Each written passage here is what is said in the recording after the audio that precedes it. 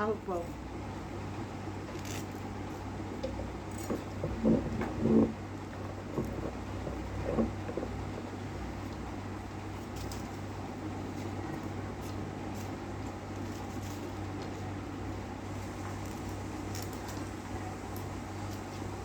সাজনা শরীরের জন্য অনেক উপকারিতা। সাজনা খেলে ক্যালসিয়াম বাড়ে, সাজনা খেলে ডায়াবেটিস নিয়ন্ত্রণে থাকে, সাজনা খেলে বাথরুম ক্লিয়ার হয়। সাজনা আমাদের শরীরের জন্য অনেক উপকারিতা। সাজনা দিয়ে ডাল রান্না করে খাওয়া যায়, সাজনা দিয়া মাছ দিয়ে রান্না করে খাওয়া যায়, সাজনা দিয়া বেগুন আলু শুটকি দিয়া রান্না করে খাওয়া যায়। আমি আজকে সাজনা ডাল দা রান্না করব। ডাল দা রান্না করে পরিবেশন।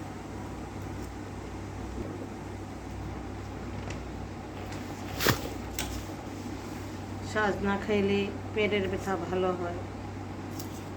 সাজনা আমাদের এই আঁশগুলোই ফেলে দিতে হয়। এই আঁশগুলো না ফেলে সাজনা একটু হালকা তিতকুরি লাগে। আঁশগুলো ফেলে দিলে সাজনাটা সব হয়, খাইতেও সুস্বাদু লাগে। আপনারা এই সাজনার এই আঁশগুলাই ফেলে দিবেন। আমি এইভাবে সাজনার আঁশগুলাই ফেলেতেছি, যেভাবে দেখাইতেছি আপনাদেরকে এইভাবে সাজনার আঁশগুলি ফেলে দেবেন। সব খাওয়া যায়, কোনোটি ফালান যায় না, খালি আঁশগুলো একটু ডাটার মতন ফেলে দিলেই যথেষ্ট। ডাটা আমরা যেভাবে করি ওইভাবেই আমাদের সাজনাটা কুটো হয়। কুটে ভালো করে 2টা কোলান দিয়ে সাজনাটা ডাল দিয়ে সিদ্ধ করে সাজনা দিয়ে বাগার দিয়ে দিবেন। আবার এভাবেও রান্না করা যায়, ডাল দিয়ে ডাল মাখাইয়া চড়াই বলক আসলে ডাল হালকা গলে আসলে সাজনা দিয়ে ওটা বলক দিয়ে নামাই ফেলবেন। আবার এভাবেও রান্না করা যায়, মশলা বসাই বেগুন আলু দিয়ে শুটকি দিয়ে তারপরে সাজনাটা সাথে দিয়ে বসাই ওইভাবে রান্না করা যায়। হালকা ঝোল দিয়ে মাখা ঝোল। এদিকে শুধু পানি ছিল এটা কমাই দাও।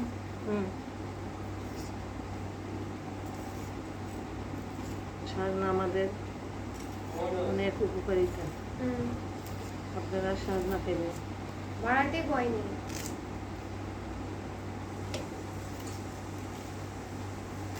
দেখেন আমি সাজনাটা কাটতেছি, সাজনাটা শুকিয়ে গেছে গা, বিনিময়ে আঁশটা একটু কম উঠার চেষ্টা করে, করতে একটু আঁশটা উঠা লাগে।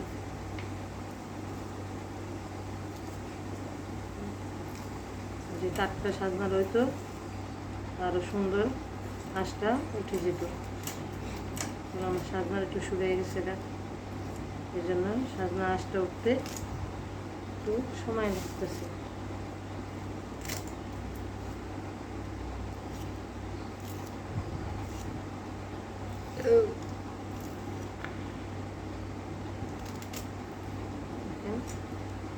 কীভাবে সাজনাটা উঠাইতেছি, এভাবেই সাজনাটা খাবে আঁশটা।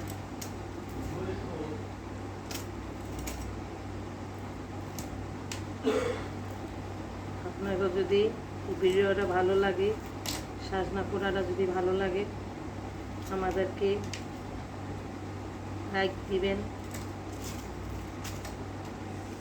সাবস্ক্রাইব করবেন, ভিডিওটা শেয়ার করবেন।